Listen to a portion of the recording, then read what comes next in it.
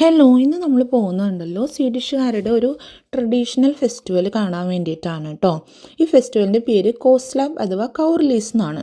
കോസ്ലാബ് എന്ന് പറഞ്ഞ ഒരു സ്വീഡിഷ് വേർഡാണ്, ഒരു ഇംഗ്ലീഷ് വേർഡാണ് കൗർലീസ് എന്ന് പറയുന്നത്.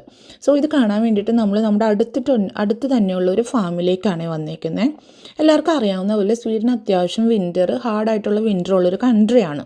അപ്പോൾ ഈ 6 മാസമായിട്ട് ഡേ ലൈറ്റ് വളരെ കുറവായിരിക്കും, അതുപോലെ തന്നെ നല്ല സ്നോഫോളും കാര്യങ്ങളൊക്കെ ഉണ്ടായിരിക്കും.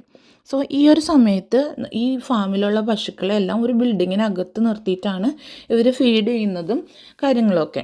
അപ്പോൾ ഒഫീഷ്യലി നമ്മുടെ വിൻ്ററൊക്കെ എൻഡായെന്നും അതുപോലെ സ്പ്രിങ് സ്റ്റാർട്ടായെന്നും അറിയിക്കാൻ വേണ്ടിയിട്ട് ഫാമേഴ്സ് നടത്തുന്ന ചെറിയൊരു സെലിബ്രേഷനാണ് ഈ കൗ റിലീസ് എന്ന് പറയുന്നത് കേട്ടോ.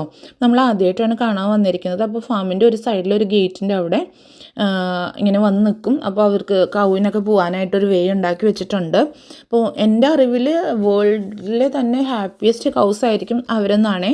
അപ്പോൾ ഞാൻ ആ ഒരു എക്സ്പെക്റ്റേഷനിലാണ് നിന്നത്. പക്ഷെ അവർക്ക് അത്ര ഹാപ്പിനെസ് ഒന്നും ഞാൻ കണ്ടില്ല. മേ ബി കുറച്ച് കഴിയുമ്പോൾ വരുമായിരിക്കും. അപ്പോൾ ഒരുപാട് ഫാമിലീസ് ഇവിടെ ഉണ്ടായിരുന്നു കേട്ടോ. എസ്പെഷ്യലി കുട്ടികളുള്ള ഫാമിലീസ് ആയിരുന്നു കൂടുതലും.